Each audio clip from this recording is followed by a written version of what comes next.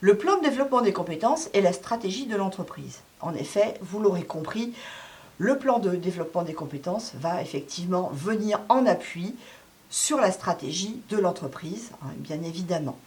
Par exemple, pour faire très court, si l'entreprise a décidé de mettre en avant une stratégie commerciale, eh bien derrière, le plan de développement de compétences va mettre en avant des formations commerciales, ou tout du moins pour les commerciaux, de façon à correspondre à la stratégie de l'entreprise.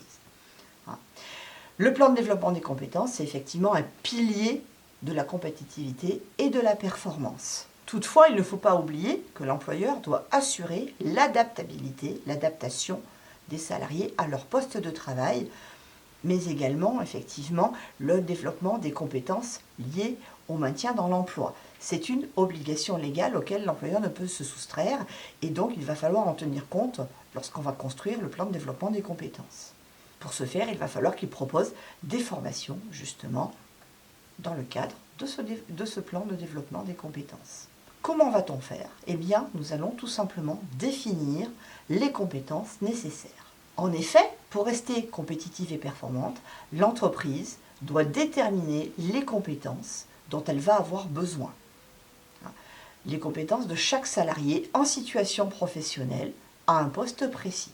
Pour aujourd'hui, pour demain, adaptation au poste de travail, maintien dans l'emploi, sécurisation des parcours professionnels des salariés.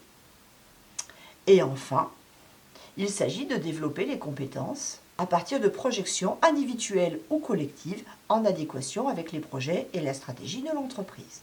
Le but, bien évidemment, c'est de lier la stratégie avec les activités, les emplois et les compétences nécessaires pour y arriver. Quels sont les objectifs? En premier lieu, repérer les compétences qui sont à développer prioritairement, toujours en fonction de la stratégie de l'entreprise.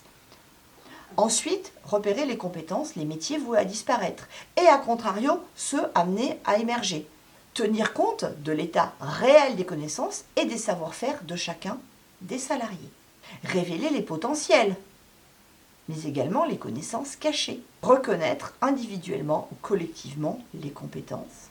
Et enfin, capitaliser le savoir-faire. Ainsi, on peut dire que le plan de développement des compétences est un plan basé sur les projets globaux de l'entreprise, mais également du salarié, un plan qui traite de compétences et non de formation, un plan anticipatif en vue du futur, mais également un plan concentré, partagé avec le salarié, mais également avec les différents partenaires, comme les OPCO par exemple.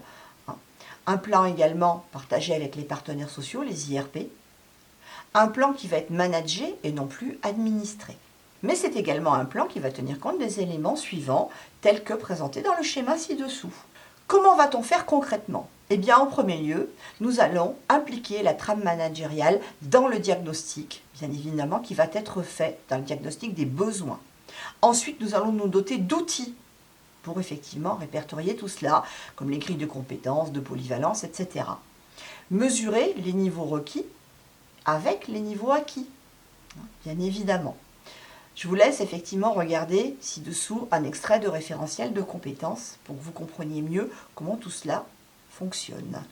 Et voilà, nous en avons maintenant fini avec ce chapitre sur la stratégie de l'entreprise et son lien avec le plan de développement des compétences. Rendez-vous pour le chapitre suivant.